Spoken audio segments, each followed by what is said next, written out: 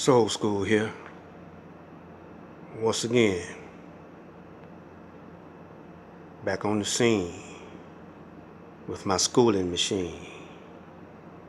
Souls to soul. I just want to know, have you ever heard of this parable? You can lead a mule to water, but you sure can't make him drink. And while I'm at it, talking about the mules and the donkeys, have you heard this one? About the carrot that pulled the wagon. Well, actually, it was a mule that did it, but this mule was stubborn.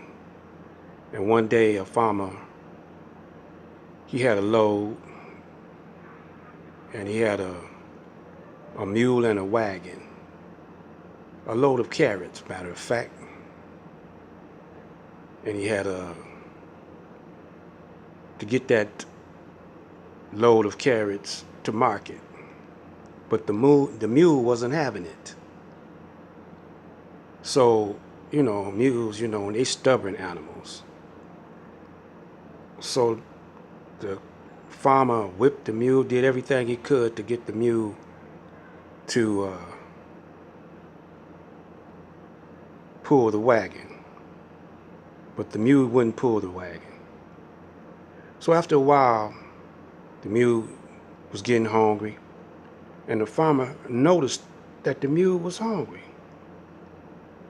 And the mule, he was sniffing around because he smelt them carrots ripening in the back of the wagon. So the farmer had an idea, a brilliant idea. He took a bunch of carrots and put blinders on the mule and put the carrot right in front, fixed it so the carrots could be right in front of the mule, hanging. He had it hitched on the wagon over the head of the mule, and all the mule seen was those carrots, and the mule was hungry. So the mule, the carrots was just out of reach of the mule's bite. Just a little bit out of reach of the mule's bite. So the mule saw the carrots in front of him, but he couldn't get them. So he took a step, pulling the wagon, trying to get those carrots. And the mule was so dumb that he thought if he run fast enough that he could get those carrots, thus pulling the farmer and the load of carrots to the marketplace. Quick, fast, in a hurry. Solution solved. So if you want someone to pull a load for you and they're hungry, put some type of food or anything that they're hungry for in front of them, and they will pull that load. Meaning this, you apply that to the so-called Negroes and the gatekeepers of the Caucasian, of the Illuminati, and you put some money or riches or something desirable, a woman, they could be hungry for sex. Put that in front of them, but put it just out of reach. So you just give them enough, or just put it in their eyesight, and they'll carry the load for you. Pull that load all the way to where you want to go. That's the black man. Every day on the television, you see luxury, mansions. And so they let a few of us obtain luxury, but we have to be initiated into their school of thought, thus becoming gatekeepers for the undesirables, for those that they don't want to actually join their sorority or club, but wish to join them, because it appears that they're equal to the slave master or to the so-called Illuminati. And this goes for, poor Caucasians and the darker people, the melanated people also. So that's why you got those young boys joining gangs, thinking that they're working for themselves by slinging dope, but they're not.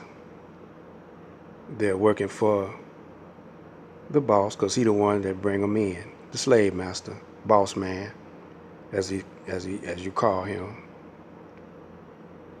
because he's the one that's bringing the drugs in with the airplanes and the ships and the army and his navy. They go over there and conquer Afghanistan, who has the largest poppy field in the world, which, supplies your heroin. And they got the army, they got the guards over there, the army and the navy guarding it.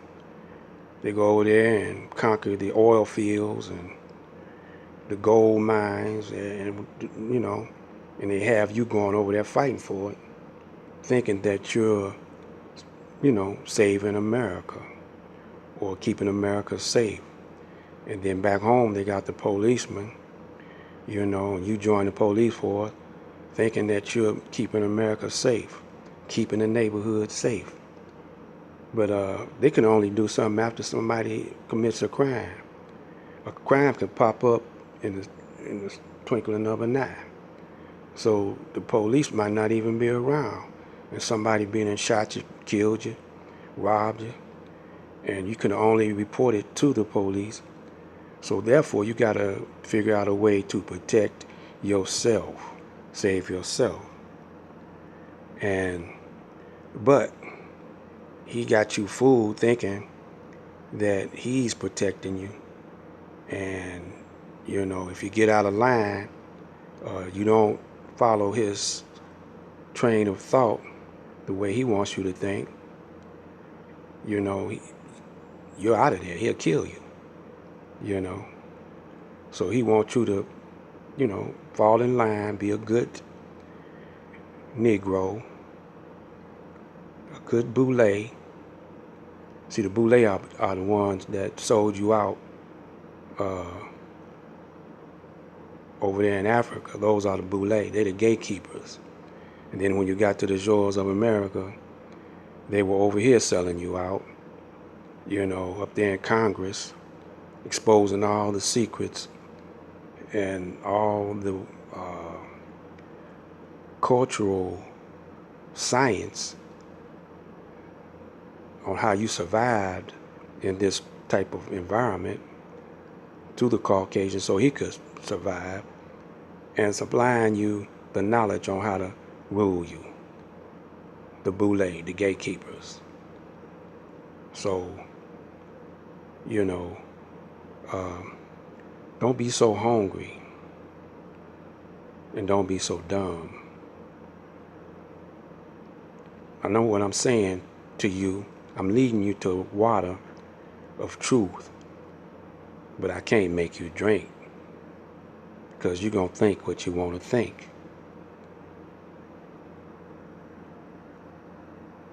So this is all for right now. I'm going to come back at you a little later on with some more Soulskool'N.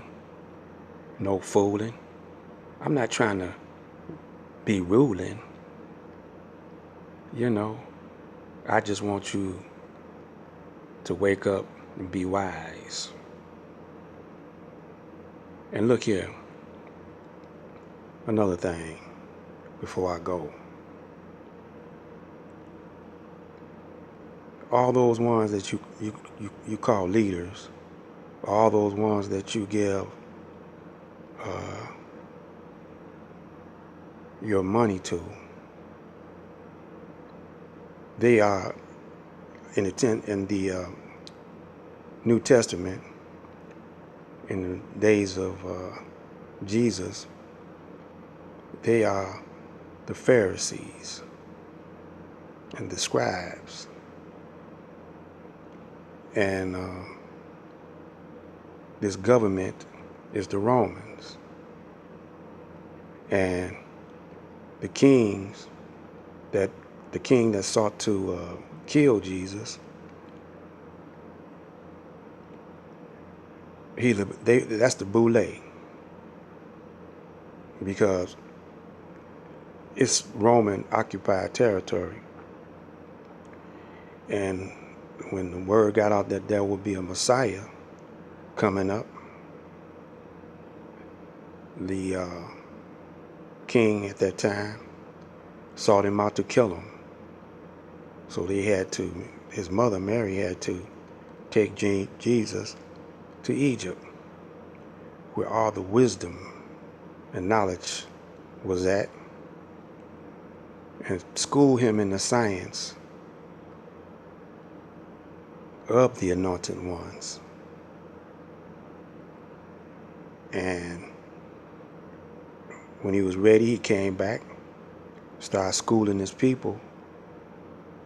But at the end, his people turned on him. And one more thing I just want to add to this. If the Honorable Elijah Muhammad, Master Farad Muhammad, came and raised up the Most Honorable Elijah Muhammad,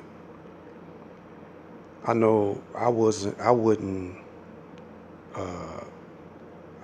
always teach under his knowledge and wouldn't put my cell phone front street. I would always have the Most Honorable Elijah Muhammad on top, because you can't kill him. You know, he's already gone to another place where you can't get to him. So, you know, don't try to be such a big shot, and because you fall up under them, they'll find a way to take you out if you don't do what they say do. But if you teach what Elijah taught and still always keep him on top and don't put no credit for yourself, if they try to call you the Honorable so-and-so, I wouldn't say that. I wouldn't say I'm your leader. I would always say Master Farad Muhammad is the leader, and the Most Honorable Elijah Muhammad is the messenger. Me, I'm just a student talking what I believe in.